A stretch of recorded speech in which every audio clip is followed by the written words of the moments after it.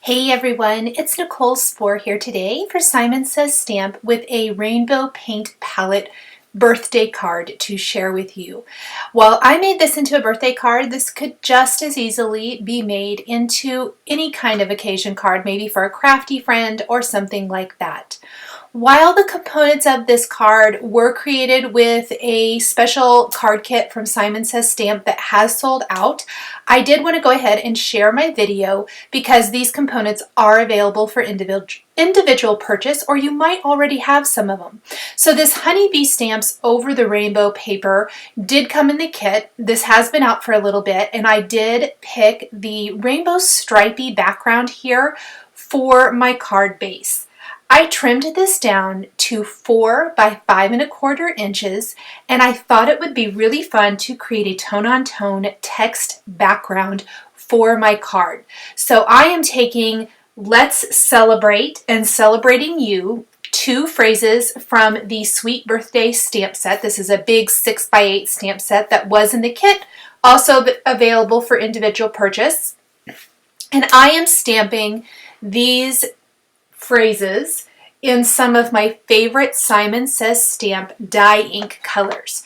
So we have about, I think, 8 colors that I'm using here, and I picked colors that I thought kind of matched the stripes in the background, and that's going to be Rose Apple, Watermelon, Orange Slush, Sunshine, Green Apple, High Dive, Blue Violet, and Hot Mama. And I'm kind of just staggering these all over the background. There is not a big rhyme or reason to where I stamped them, other than I wanted some of the text to be visible once I put my paint palette over this background. So in fact, there might be a couple areas that got covered completely because I just didn't gauge exactly where that was going to go that well. But just where you see little hints of it, almost like it's a text background. So that was the look I was going for with this, to add a little something special to the background of my card.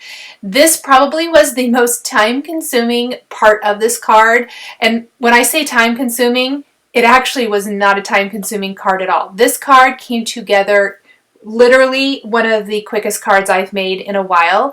Really fun to do. Now the paint palette is definitely the star of the show with this card. I did die cut this off camera. You can see it up there in the upper part of the screen just to save a little bit of time. I die cut it from some white cardstock, and then I'm using some of the other more tone-on-tone kind of quote-unquote solid honeybee stamps over the rainbow papers. You can see all of those to the left of the screen, kind of underneath the lid of the Misty there.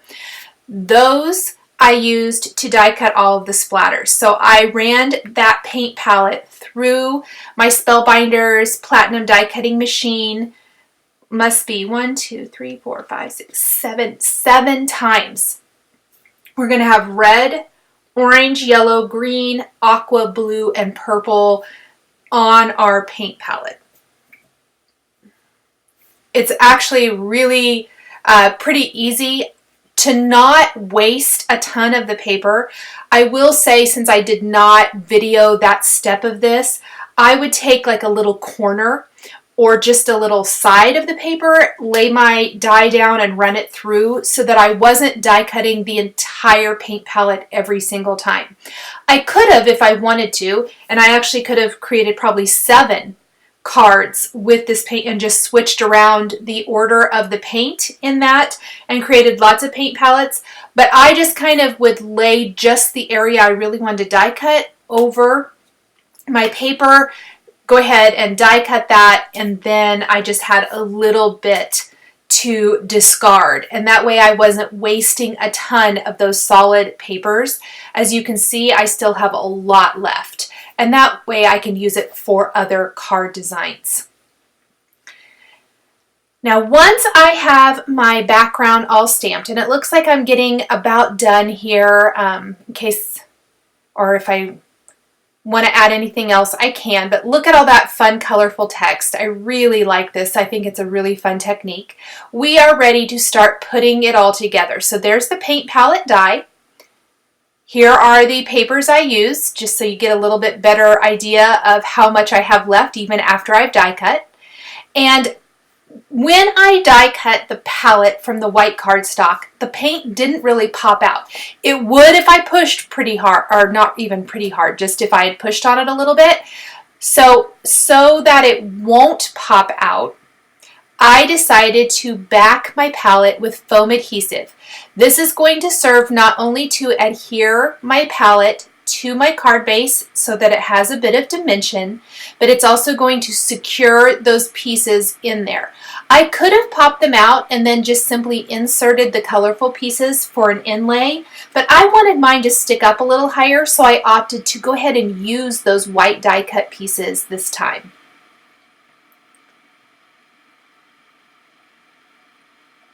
So there is my little palette. I did peel off all my backing paper, and I'm going to pop this in place on my card, kind of at an angle.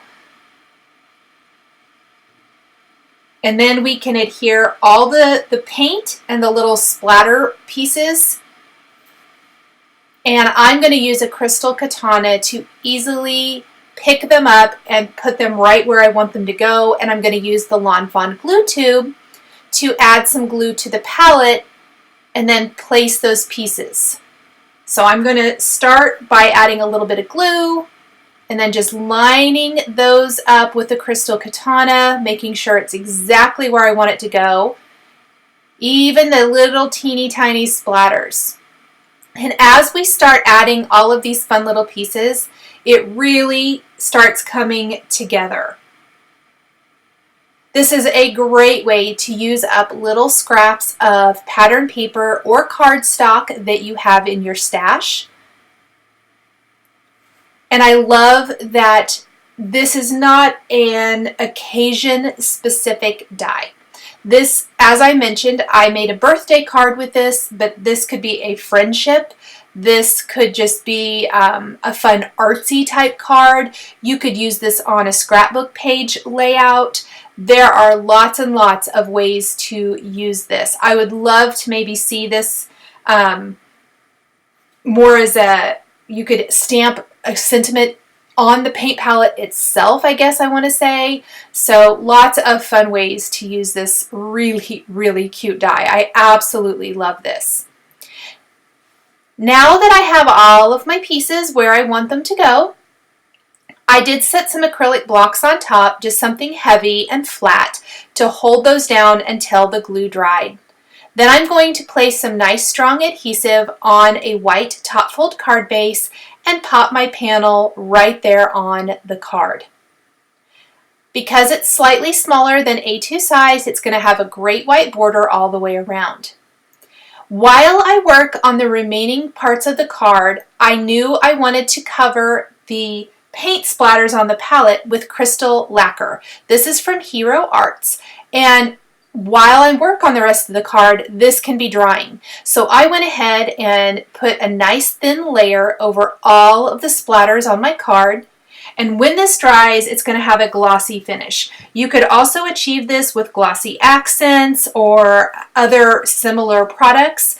I just have this crystal lacquer, and for whatever reason, I really have been loving using it lately. So I have used it quite a lot whenever I need a glossy finish on something for a card.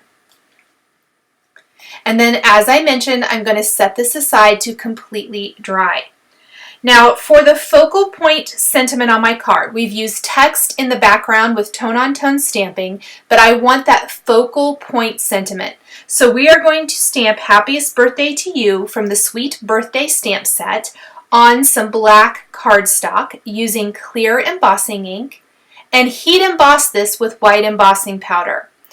I always use a powder tool or an embossing buddy of some sort when I am stamping and embossing, but it's especially important on a black cardstock. In fact, if there are any stray embossing powder flakes, I like to make sure and take a dry paintbrush and wipe those away before I take my heat tool and heat emboss the sentiment.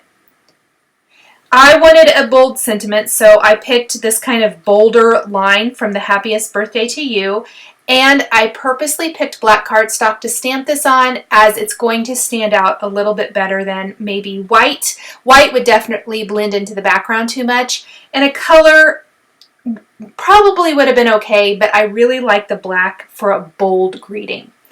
Then I'm going to buff away any of the remaining powder off my greeting, take a sentiment banner die, or sentiment label die from Simon Says Stamp, die cut my sentiment and trim up those ends, and then adhere the sentiment down below the paint palette on the card with foam adhesive. And I love these foam adhesive strips. We're just going to pop those down, trim off the excess, and then adhere this to our card.